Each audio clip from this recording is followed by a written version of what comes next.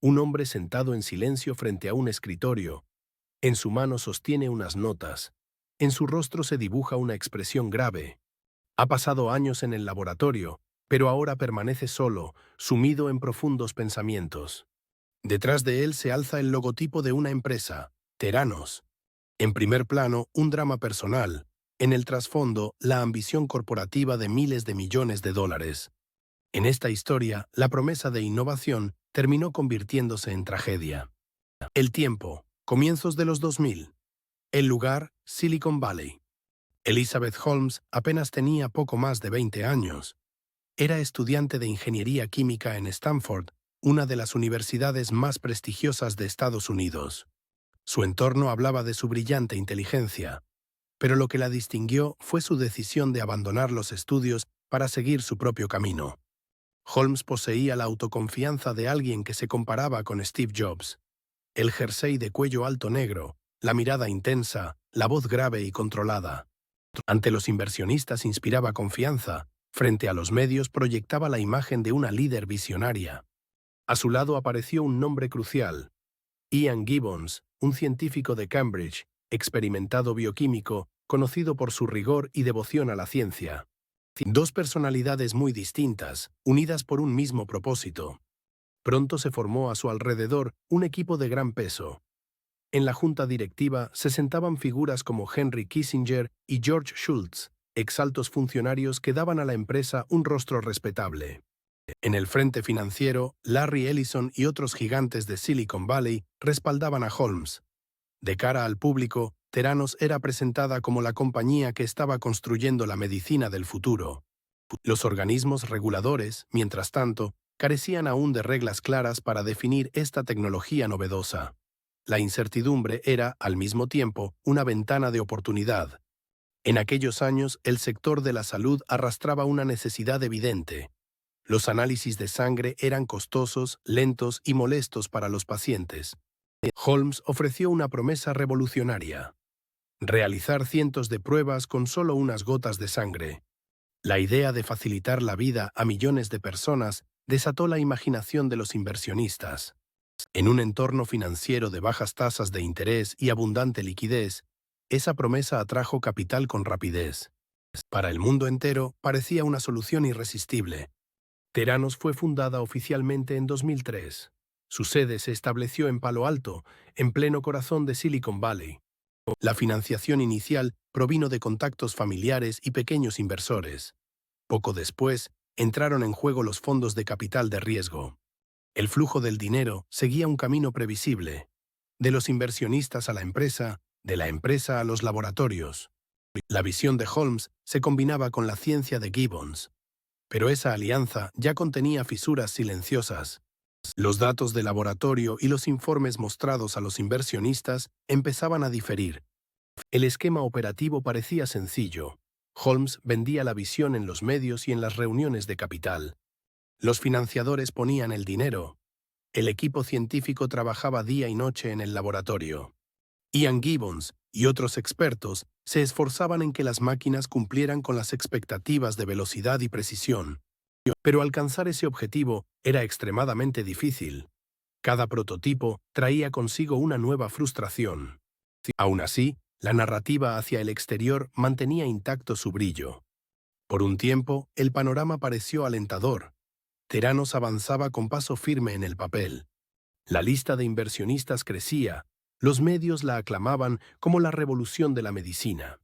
Dentro del laboratorio, sin embargo, reinaba un silencio denso. Ian Gibbons intentaba sostener la columna vertebral científica de la empresa, mientras soportaba una presión cada vez más asfixiante. Y es aquí donde la paradoja se vuelve inevitable. En los números todo parecía perfecto, pero en la realidad esos números eran cuestionables. Esa tensión entre la apariencia y la verdad acabaría con los años en una tragedia inolvidable. La historia de Theranos sobre el papel parecía un cuento brillante. Desde fuera se dibujaba una imagen tejida con avances científicos y revolución tecnológica. Por dentro, aunque la presión y las grietas se profundizaban, a los ojos de los inversionistas el ascenso continuaba sin freno. El punto de quiebre llegó en 2013. Theranos anunció su alianza con la gigante farmacéutica Walgreens. Este acuerdo abrió la puerta para que la historia de la empresa se difundiera a escala nacional. Los simples análisis de sangre ahora podrían realizarse en las esquinas de las farmacias de las grandes ciudades. No se trataba solo de una colaboración comercial, sino también de un poderoso movimiento de marketing. El nombre de Theranos empezó a llegar de golpe a millones de personas. El valor de la empresa superó pronto los $1.000 millones. Los medios comenzaron a describir a Holmes como la nueva estrella de Silicon Valley. La magnitud del ascenso era impresionante en cifras. Para 2014, la valoración de Theranos había alcanzado los $9.000 millones. La fortuna personal de Holmes en papel se calculaba en $4.500 millones. La empresa prometía más de 400 pruebas. Anunciaba planes para proyectos piloto que alcanzarían a cientos de miles de pacientes. La lista de inversionistas se expandía sin cesar. Cada ronda de financiación multiplicaba el valor de la compañía. Cientos de millones de dólares entraban a la caja en oleadas sucesivas. El nombre de Theranos aparecía en revistas como Forbes y Fortune como una de las compañías de mayor crecimiento. Junto al crecimiento, también destacaban los escenarios fastuosos. La sede de Palo Alto, con oficinas de diseño moderno, transmitía a los visitantes la sensación de un auténtico centro de innovación tecnológica. Holmes ofrecía charlas TED y participaba en programas de televisión, presentándose como la voz del futuro de la medicina. Era mostrada como inspiración para jóvenes emprendedores. Vallas publicitarias, campañas brillantes y lemas sobre un cambio radical en la salud reforzaban el relato. En los eventos aparecían figuras reconocidas, consolidando aún más la historia de éxito. También se destacaban los testimonios de clientes. En los ejemplos difundidos a la prensa, pacientes cansados de largos y costosos procesos de laboratorio obtenían resultados en minutos gracias a los dispositivos de Theranos. Estas narrativas reforzaban la confianza de los inversionistas. Aunque en la práctica pocos cuestionaban qué tan bien funcionaban realmente los dispositivos, la percepción pública era poderosa. Los titulares de los medios resonaban al unísono. Se acerca la revolución en la salud. Fortune llevó a Holmes a su portada y la presentó como la mujer que cambiaría el mundo. Forbes anunció a Theranos como una de las compañías más jóvenes en alcanzar el club de los miles de millones. Las frases de Holmes eran breves y contundentes. Los análisis de sangre serán accesibles para todos. La salud es un derecho humano. Palabras que quedaban grabadas como las de una líder visionaria. Los números contaban un cuento de hadas. Una inversión inicial de apenas unos cientos de miles de dólares se había transformado en una valoración de miles de millones. Tasas de crecimiento que superaban el 100%, planes de expansión en decenas de ciudades y un horizonte de crecimiento global. Sobre el papel, Theranos brillaba como uno de los logros más rápidos y espectaculares de la tecnología médica moderna. Y fue precisamente ese fulgor el que ocultó durante largo tiempo las grietas que se abrían en silencio. Por un momento todo parecía perfecto. La sombra del resplandor terminó por hacerse visible. El cuento luminoso de Theranos comenzó a resquebrajarse con pequeñas grietas. En el laboratorio había quienes conocían la verdad, y uno de ellos era Ian Gibbons. Su silencio estaba a punto de transformarse en un gran grito. La primera alarma surgió con la fiabilidad de los dispositivos. A comienzos de la década de 2010, los resultados de las pruebas estaban lejos de ser confiables.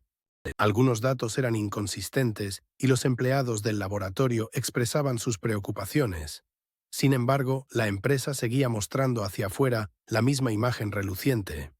En 2015, un reportaje publicado en el Wall Street Journal marcó la primera gran señal de cuestionamiento. El artículo, firmado por el periodista John Carreyrou, sostenía que las pruebas de Theranos no eran confiables. Muchas mediciones, en realidad, se realizaban con otros dispositivos. A partir de ese momento, el ritmo del cuento cambió. La línea temporal se tensó rápidamente. Octubre de 2015, se publicó el primer artículo del Wall Street Journal. Enero de 2016, los organismos federales detectaron que los laboratorios de Theranos no cumplían con los estándares. Julio de 2016, la empresa perdió su licencia para realizar pruebas de sangre. Marzo de 2018, la Comisión de Bolsa y Valores de EEUU-CC acusó a Elizabeth Holmes de fraude. Noviembre de 2022, Holmes fue declarada culpable de fraude y condenada a prisión. El desmoronamiento era inevitable. La confianza de los inversionistas se evaporó con rapidez. Gigantes como Walgreens rescindieron sus contratos. El flujo de dinero se detuvo y resultó imposible conseguir nuevas rondas de financiación. Los despidos llegaron en masa. Holmes y los directivos más cercanos tuvieron que enfrentar la verdad que habían ocultado durante años. Confesiones, documentos e informes deshicieron poco a poco los cimientos de la compañía. El peso más duro lo soportaron los inversionistas y los pacientes. Cientos de millones de dólares se esfumaron. Miles de personas descubrieron que los análisis en los que habían confiado eran erróneos. Centenares de empleados perdieron su trabajo. Una startup que alguna vez fue motivo de orgullo en Silicon Valley se convirtió en el símbolo de una crisis de confianza. El impacto no se limitó a Theranos.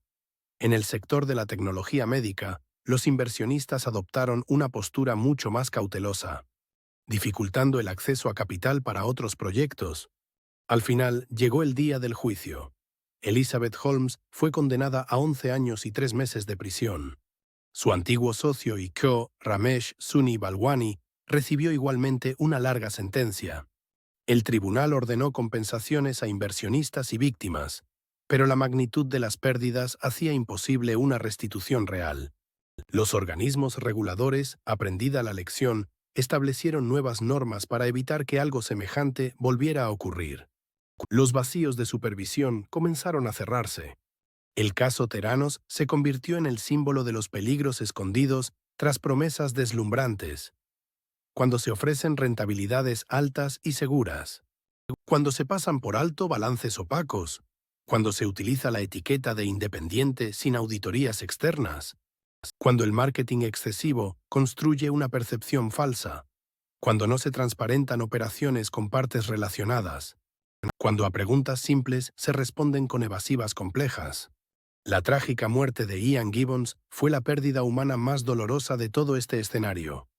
Él fue la fuerza silenciosa de la ciencia, dejado solo bajo la sombra de la ambición corporativa. El colapso de Theranos no fue solo la caída de una empresa, sino también la quiebra de la confianza en la vida humana. Y esta historia volvió a resonar con una pregunta inquietante. ¿Qué costos estamos dispuestos a ignorar en nombre del progreso?